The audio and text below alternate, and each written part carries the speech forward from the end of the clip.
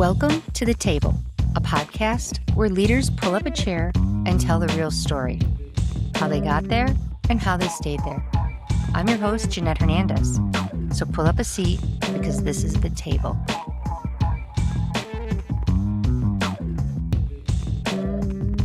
So Barbrara, thank you so much for joining us at The Table. I know that a lot of people listening today know you, but for those that don't, could you just share a little bit about yourself and company you're with? Sure, absolutely. So I'm Barbrara Brown. I'm a Chief Claims Officer for Grange Insurance, and we are based out of Columbus, Ohio. And I've been in the industry about 22 years, and prior to that, I was in private practice. I started off in private practice for a few years, and then we all fall into Came to claims. Came into claims, and I've been in claims throughout my entire career in the industry. So started off in the legal department there, and then ended up managing different areas and eventually Chief Claims Officer. Amazing. When you started in the career as a lawyer, did you always think you would stay just in the legal sector, or did you have an aspiration to get into the C-suite? So when I started in private practice, I thought I would stay in private practice. And I worked for a larger firm and a smaller firm and kind of experienced both and realized that partner is just more of the same. Correct. So I'm like, oh, well, with more billable hours, exactly. right? I'm like, oh, that may not be for me. And so then I fell into insurance. And when I got into insurance, I loved the legal side. I loved being a client. That was different because I was on the flip side of it. But I wanted to do more. And I actually wanted to be, CEO, like way past. So you had that aspect. You had the bug early. Yeah, I had the bug very early. Wanted that. And then got wiser along the way as you realize what those positions are and what you have to give up from a personal sacrifice standpoint. So I love the current role that I'm in today. And I feel like this is where, would I love to do something maybe more eventually? Yes, but I love claims. Like we're a different type of people. I know. Once you get in, you can't get out. You can't get out. Once you get past that 3-year marker, I really feel like you're kind of a lifer if you stay in insurance. So you made it to the table, and you have kind of a unique position because obviously you love law. And so you're getting to do a combination of having that aspiration that you've met of management while still using a base skill that you absolutely like. I don't know that many people, and it's not always the C-suite, it's just that you happen to be at that particular table. Some people aspire to be at a manager or a director. It doesn't matter the proverbial table that you're at. But rarely do I talk to people that get to do what they're passionate about. You kind of just stumble into it, or the path to management to C-suite is more important than really what I do. Because truly, when you get to be C-suite, you could be a COO or a CEO at any type of company, right? It's the skill set and the muscle memory that you have. Yep. So I will say what's interesting is when I first started being in legal, that was the top of the groups in claims. And really the only path was to be legal leader. Like there was only one option for us in litigation. I wanted to do more. I wanted to be able to have more options. And so to get that, we were not viewed in that way by claims management. Right, correct, yeah. So I went to my vice president and said, look, I will do my day job, but you let me manage some non-litigation people and I can show you that I can do it. Amazing. I want you to think of me in that way. And so she's like, well, I get you for a job and a half. I'll do it. Exactly. Fantastic. So she loved that idea. And so she gave me a few people and I managed them. And then when the next branch manager role opened up, I was the first person she thought of. So you started at the very beginning of your path saying, I have a plan, I have a roadmap, and I'm going to follow it until I get to the table that I want to sit at. Correct. Yeah. That is, I'm not sure that everyone has the discipline to do that. Other opportunities might come up. So how did you stay on the path knowing what the end game was for you? So I will say I didn't always stay on the path because I was very ambitious as a young person and wanted to go up, up, and up. And then I had an experience where you always put your management hat on. So you've got your organizational hat, I call it. Then you have your people hat. And I've been a people leader is important for me. I had too much of my organizational hat on in order to get ahead. And I had an experience where I wasn't putting that associate first. And it was one of those eye-opening experiences. And I thought, I'm not proud of myself. This is not who I want to be. I'm a great technician, not a great people person. I'm like, I need to step back because that's not who I am. And so I actually took a step backwards. So I left that company because that culture was like that. It wasn't the right culture for me. I left that company. I took a step down, ended up back in the legal team, not in leadership. And then I was just like, whatever doors open at this point, I'm not going to be so aggressively pursuing it like I did Right. before because that was the wrong field for me. You were And then checking the boxes along I the was way. checking the box, like, Yeah. what's next? What's next? And not enjoying the journey. Mhm. And then they saw leadership in me. This was at Grange. When I came to Grange, they saw, and then I elevated quickly because I wasn't trying to get something ahead of where I should be. I was enjoying the journey, Right. enjoying the ride, and putting people first. You still have to wear the organizational hat. It's a tough Yes, job. it is. You absolutely do, but you can approach it in a way that's empathetic and kind and human to Mhm. people when you have to make tough decisions. Right. So I feel like that I got to the right culture that Correct. fit for me, and that's important. But also I got to the right mindset of what really matters in life and what's Right. So getting there is a path, and everyone has sometimes it falls in your lap, other times, like you're very methodical, and I think it's easier in an organization, like Grange or really any claims organization, because there are only 5 or 6 levels, right? So it's very clear in management, I have to do this step, this step, this step, and people know you. It's a and people small know you. yeah. Exactly. Mhm. But you just hit something really interesting, which is getting to the table. Once you're there, so what was your biggest surprise when you got there? So you clearly had said, I have a deficiency with the people part if I'm going to be a C-suite leader. Mhm. But when you got there and you saw kind of, I always say behind the curtain, Yeah. for you personally, what did you say? Wow, I did everything I thought I was supposed to do, but I'm still missing X. Interesting, okay. So I would say there's a lot of different things. The first biggest surprise for me was, wow, people are actually doing what my vision is. Like, this is crazy. This is like, Yeah, there's I'm usually not the someone only yeah, one. there's usually someone that checks that vision and you're like, no, this is my vision with the team, but we're doing it. So I would say that's the biggest thing is that you're rowing in a direction, and as a leader, you're hoping it's the right direction. Like, Hmm. you're hoping you're taking your team to the right place.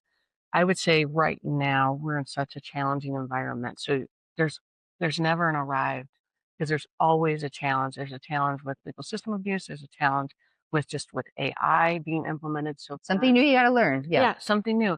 And one of the things I find myself doing is I feel like I'm a renaissance woman in that I go from one meeting talking actuarial numbers to the Mm. next meeting talking about claims trends to the next meeting talking about ID, like all these different AI. Hmm. I'm learning something new every day, and then I'm trying to plan for what does the future look like because when I leave this company, I want to leave it in great shape and in great hands and establish that next generation because to me that's important.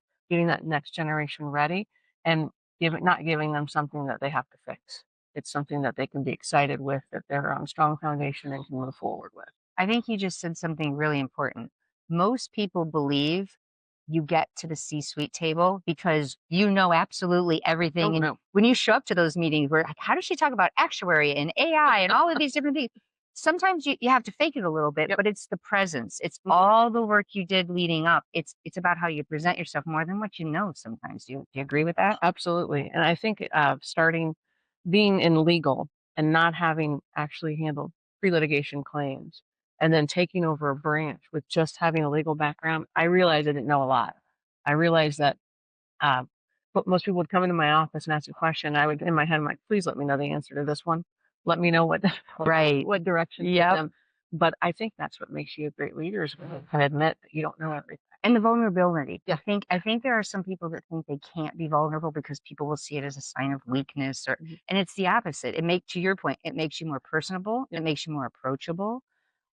What was probably a personal challenge maybe sitting at the table? Because people think it's, oh, it's just management. And then there's always a speculation. Every level that you go up, they're like, well, you made VP. So you don't understand what it's like in the front line. Or you made C suite. Now you don't understand any of it. But we do because Mhm. that's our job and we watch it. And I say heavy as the crown. That's just a phrase that Mhm. I think is applicable because people I don't think realize that as C suite, the weight you have on your Yeah. shoulders. Like you worry when there's a rift coming because somebody can't give their child braces or they can't send them to college. Like we take that very personally. Absolutely. what was your realization sitting at the table when bringing that personal? Because sometimes it's not discussed, Hmm. but we all take it home with us. Yeah. So what was your kind of epiphany of bringing the people into the C-suite conversations? It's not always numbers Yeah. and process. We have to talk about the people. Yeah. That responsibility is huge, Mhm. right? When you're making decisions that can impact families, people individually, that's a heavy decision making. And so with my leadership team, we're very proactive with trying to look 2, 3 years down the road to make sure that we are by all means doing things through attrition when we possibly can so that we don't have to make hard decisions. I tell my team, look, if we have a layoff, it's because I think partially because we failed as leaders. We Mhm. have to foresee things and I have to be and those are tough decisions too, because in the moment people are like, we need replacements, we need reinforcements. I'm like, clear communication is key to Mhm. be able to say this is why we're doing what we're doing and the timing and what we're doing and why it matters. So we just had a leadership team summit recently, and I walked us through capacity. I walked us through the next few years, and I'm like, here's why it's going to feel uncomfortable, Mhm. but it's going to be more uncomfortable if we don't do the right thing and we end up having to make a decision that we don't want to make. Right, So exactly.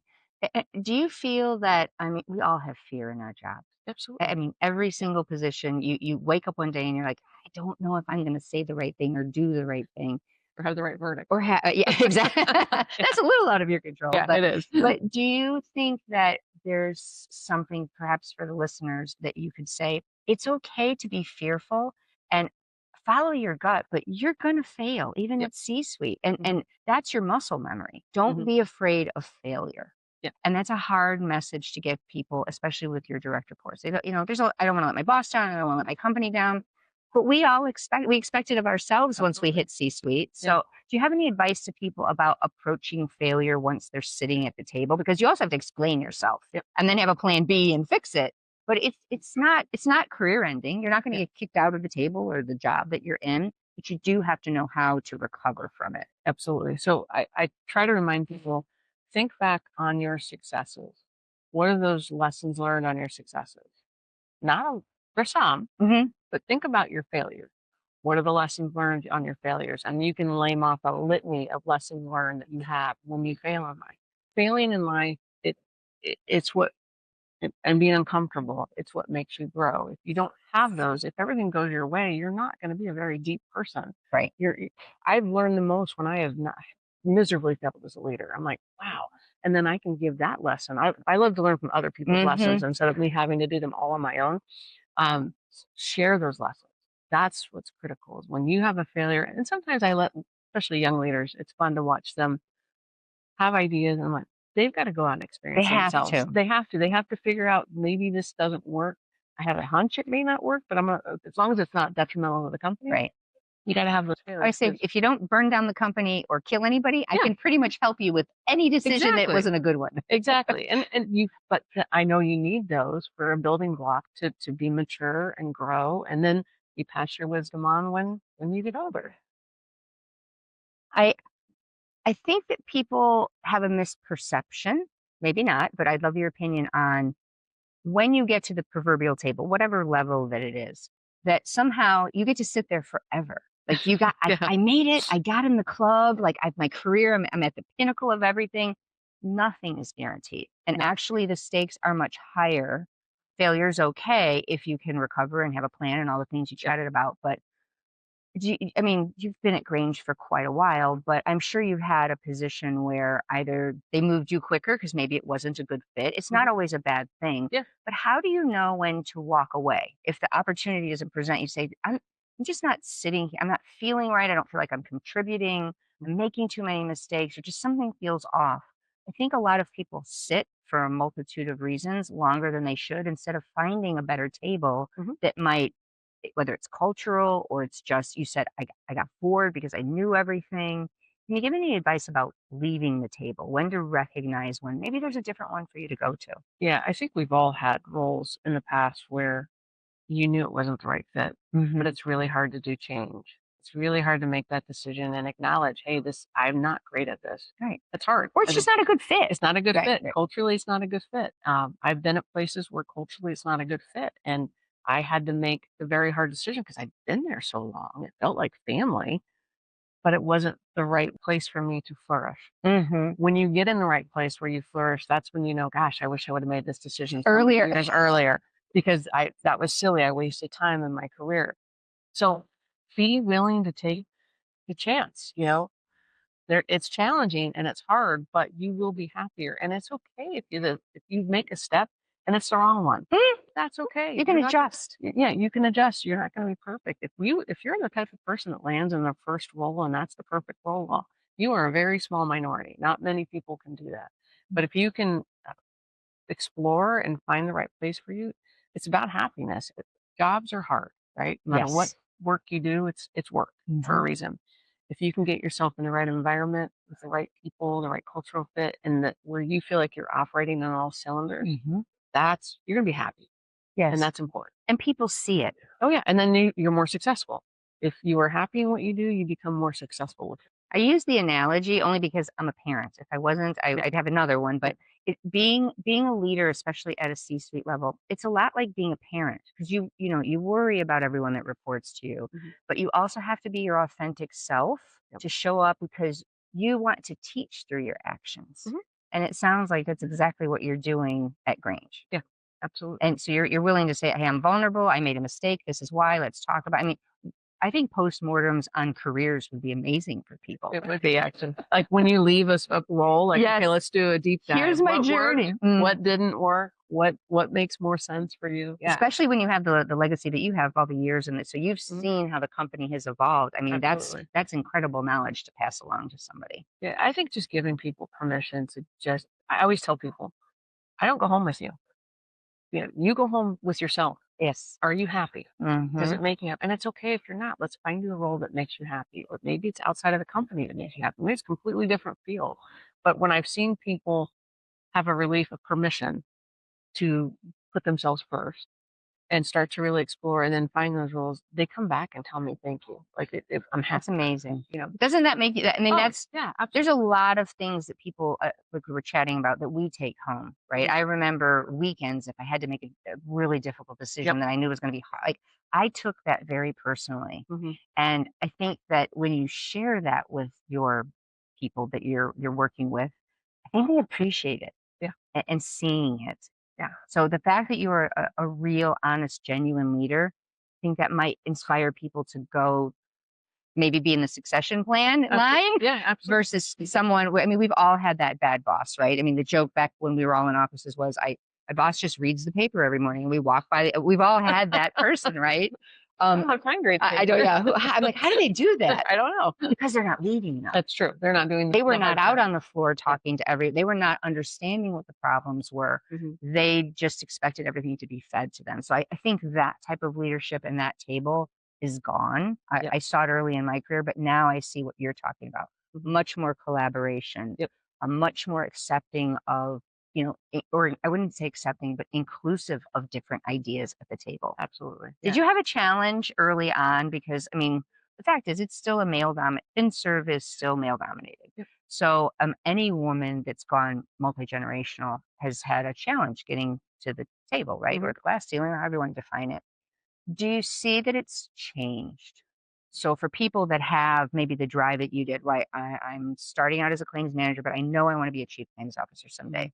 Do you think the path is a little easier? Are there still some of the same challenges? I think it's much easier. What's interesting is I've actually had harder female mentors, like much harder on me than I have had male mentors. I've actually had more nurturing on the male side than I have on the female side because they grew up in a hard world, so they want to toughen you up. And I think that's changing, which I'm really excited about Yes. because the female mentorship has taken on a whole nuance. I'm seeing the level right above me take become very intentional with wanting to nurture and bring women up. Same with males who have done that since I started. So that part I'm really excited about to see females mentoring females in a way that is very positive. So that's great. And I do think the path is becoming easier. Is it easy? No. Right. There's It's no not path. easy for anybody It's though, not right? easy for Yeah. anybody. You still have to prove yourself and prove that you should be there and that you should be able to do that in any role, right? So I still think it's going to be a challenging path, but I think it's much better than when I first started and much better than the generation They're who like, I give a you lot want of to do kudos what, to. Barbara? I know. They pat me on the head and like, okay, you're a little bit nuts It's there. great to have a dream. Yeah, exactly. Don't crush it yet. Let's Yeah, let her keep working hard, you know? Right. So, but yeah, I do think it's better. And I'm really pleased with the female leaderships, women in leadership now, because they're really embracing their responsibility. That's great. That's good to hear. Good to hear Yeah. that there's progress made. One thing that you would give to our listeners, if you could, about the journey to the table or getting there, or just any advice, because everybody needs, a little nugget to keep them going, because it's a hard road. It's a hard road. So I had a business law teacher in high school give me the best advice, and he said, "You make your own luck." And I feel like that is critical. It's a hard journey, and you have to work hard. Nothing's handed to you. You will have to work hard for it. And sometimes you end up in a role that you replace somebody and you're doing more of that role than they had to do. Yes. And you end up taking on more. My advice is take on more. Know Great that advice. that is going to be something that sets you apart, especially generationally. It set me apart in my generation. It would set you apart in your generation. Take on more. If you can do that and try to create that balance. It's a tough balance. It I is. know I've got kids, I've got a family, and I want to make sure that I'm there for them and keep that balance. But it is a hard job. And I would say if you do not like to make hard decisions and kind of the conflict, probably not the journey for you. Probably Yes, not. it's not. Yeah, you have to have or thicken skin. You have to have thick skin, and the way to get thick skin is to get, unfortunately, what we call feedback. Yes. Criticism, and it's not always pleasant. But one of my bosses, when I was early on in my career, goes, "Wow," he goes, "You know what I like about you is I can really criticize you."